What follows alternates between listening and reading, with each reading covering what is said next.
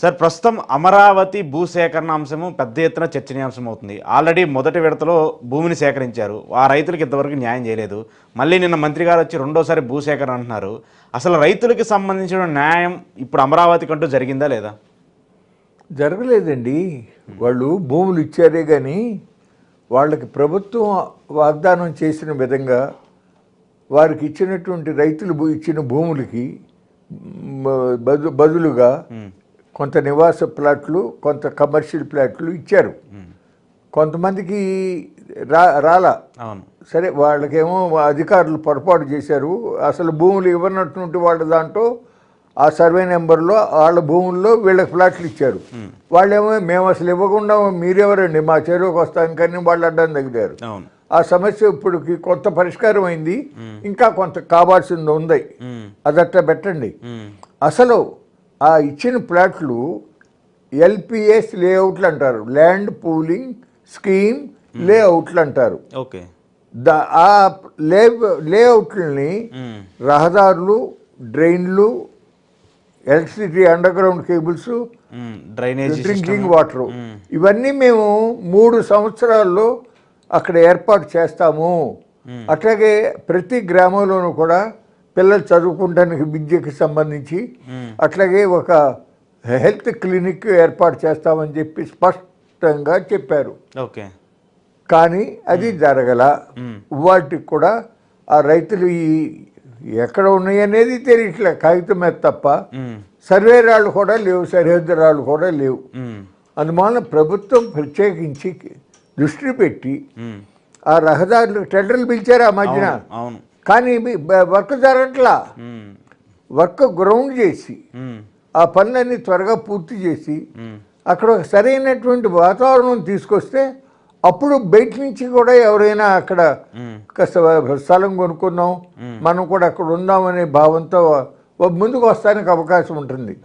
ఇవాళ జరుగుతూ ఉంది ఏంటంటే, కొంతమంది బాగా డబ్బున్న వాళ్ళు భవిష్యత్తులో మనకి లాభం వస్తుంది అని చెప్పి కాగితాల మీదే ఉన్నటువంటి దాన్ని దృష్టిలో పెట్టుకుని రిజిస్ట్రేషన్ చేసుకుంటున్నారు.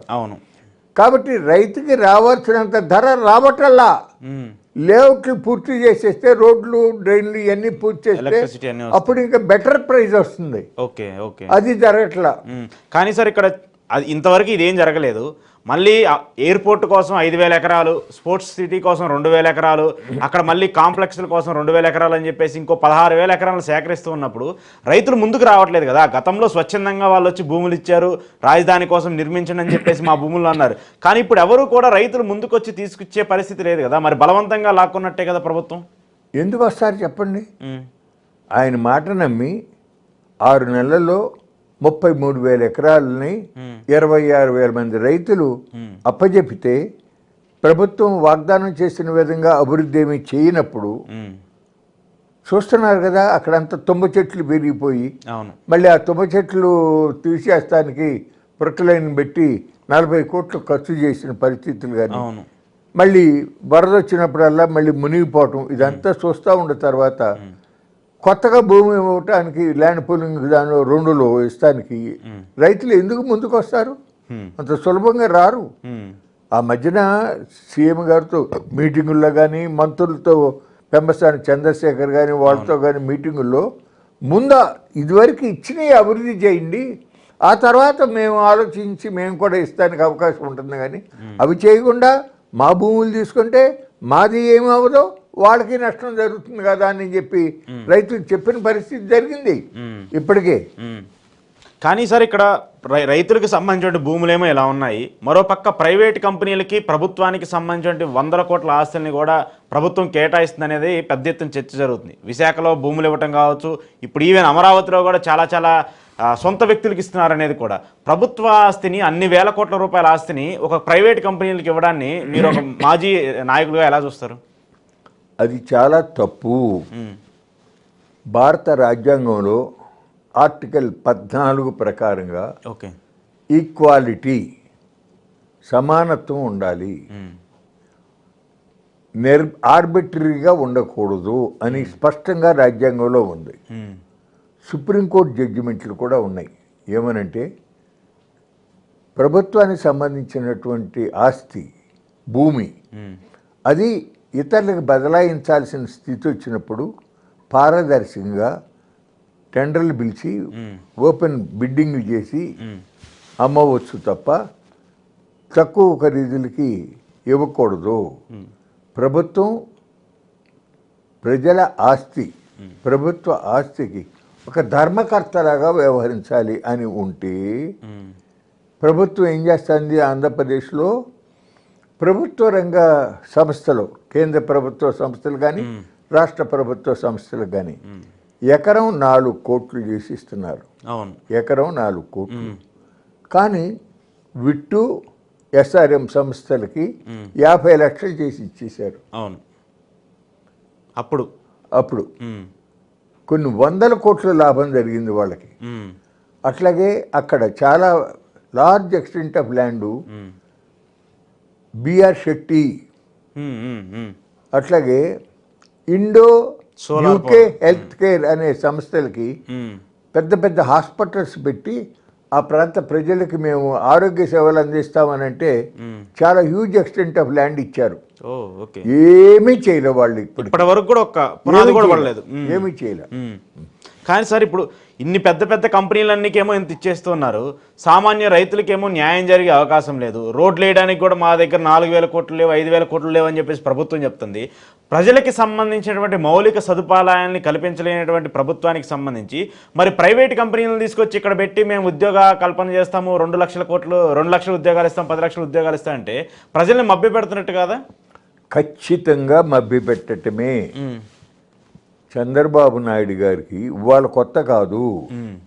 లోగడు కూడా ఉమ్మడి ఆంధ్రప్రదేశ్లో ముఖ్యమంత్రిగా ఉండగా ప్రతి సంవత్సరము హైదరాబాద్లో సమ్మిట్ మీటింగులు జరిగాయి. అవును, అంటే స్వదేశీ విదేశీ పెట్టుబడిదారులను ఆహ్వానించి మా రాష్ట్రంలో మీరు పెట్టుబడులు పెట్టండి, పరిశ్రమలు పెట్టండి, ఉద్యోగాలు కల్పించండి అనే ఇది అప్పటి నుంచి జరుగుతూ వచ్చింది. ప్రతిసారి అయిపోయిన తర్వాత ఇన్ని లక్షల కోట్లు పెట్టుబడులు రాబోతున్నాయి, ఇన్ని వేల మందికి ఉపాధి అవకాశాలు రాబోతున్నాయి అని చెప్పి చాలా భారీగా ప్రకటనలు మాత్రం వచ్చాయి. కానీ గ్రౌండ్ రియాలిటీ అందులో ఒక 10% ఏమైనా మెటీరియలైజ్ అయ్యేది. అవును. ఆ తర్వాత మళ్ళీ 2014 నుంచి 19 వరకు అదే పని చేశాడు. విశాఖపట్నంలో ఏటా సమ్మిట్ చాలా డబ్బు ఖర్చు పెట్టి ఘనంగా నిర్వహిస్తూ ఉంటారు. అదే అట్లా జరిగింది. మళ్ళీ ఇప్పుడు కూడా అదే తంతు. ఓకే. సో ప్రజలు నమ్మే పరిస్థితి లేదు ఇక ప్రభుత్వాన్ని. వాళ్ళ హామీలు కావచ్చు, ఎన్నికల వరకు ఏదో మాట్లాడేది తప్ప నిజంగా ప్రజలకి న్యాయం చేయడానికో ప్రజల్ని ఉద్ధరించడానికో వచ్చే ప్రభుత్వాలు అయితే లేవు. చాలా బ్యాడ్ లక్ అండి. మనిషి చంద్రబాబు నాయుడు గారు, నేను వారి మంత్రివర్గంలో కూడా చేశాను కదా, వ్యవసాయ మంత్రిగా చేశా.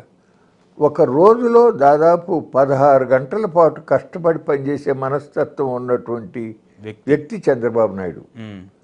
భారతదేశంలోనే అంత ఎక్కువ కష్టపడే ముఖ్యమంత్రి ఇంకొకళ్ళు లేరు. అయితే ఆయన ప్రయారిటీస్ ఆలోచించే దాంట్లో చాలా లోపం జరుగుతూ ఉంది. ఆయన మైండ్లో ఏవో కొన్ని పిచ్చి ఊహలు పెట్టుకుంటాడు. ఆ బిల్డింగ్ ఇంత 40 అంతస్తులు ఉండాలి, అట్లాగే ఎయిర్పోర్ట్ ఇన్ని వేల ఎకరాలు కావాలి అని చెప్పి అది వాస్తవ అవసరాలకు మించి చాలా దూరంగా, అంటే ఉదాహరణకి వాళ్ళ అవసరం లేని outer ring road, inner ring road వచ్చేటప్పటికి ఆల్రెడీ వెస్టర్న్ బైపాస్ వస్తుంది. ఈస్టర్న్ బైపాస్ వాళ్ళు నేషనల్ హైవే వాళ్ళు ఈస్టర్న్ బైపాస్ చేస్తానికి వాళ్ళు అంగీకరించారు, సిద్ధం చేశారు. ఈయనే అట్లా వద్దు, ఇన్నర్ రింగ్ రోడ్డు వేయాలని చెప్పి, ఔటర్ రింగ్ రోడ్డు వేయాలని చెప్పి వాళ్ళ ఆలోచన కూడా బంద్ చేయించాడు. అట్లాగే విజయవాడ నగరంలో ఇవాళ మ్యాక్సిమం ట్రాఫిక్ ఇబ్బంది ఎక్కడ వస్తుందంటే నిర్మాణూరు దగ్గర నుంచి బాబు జగజీవన్ రామ్ గారి విగ్రహం రామవరపాడు జంక్షన్ దగ్గరికి బాగా ఇబ్బంది అవుతూ ఉంటుంది. దానికి నేషనల్ హైవే వాళ్ళు పైన ఫ్లైఓవర్ లాగా ఇప్పుడు పివి నరసింహారావు ఎక్స్ప్రెస్ హైవేకి మళ్ళీ అక్కడి నుంచి అక్కడికి కడతామన్నారు. మళ్ళీ దానికి కూడా ఈయన ఏం చేశాడు, డబల్ డెక్కర్ మెట్రో రైలు దానికి ప్లాన్ చేయమంటున్నాడు. ఇట్లా మనిషి అదొక ఊహాలోకాల్లో ఉంటున్నాడు ఆయన. అంటే వాస్తవాన్ని మర్చిపోయి ప్రాక్టికాలిటీని మర్చిపోయి ఆయన విజనరీ అనేటువంటి మాటలు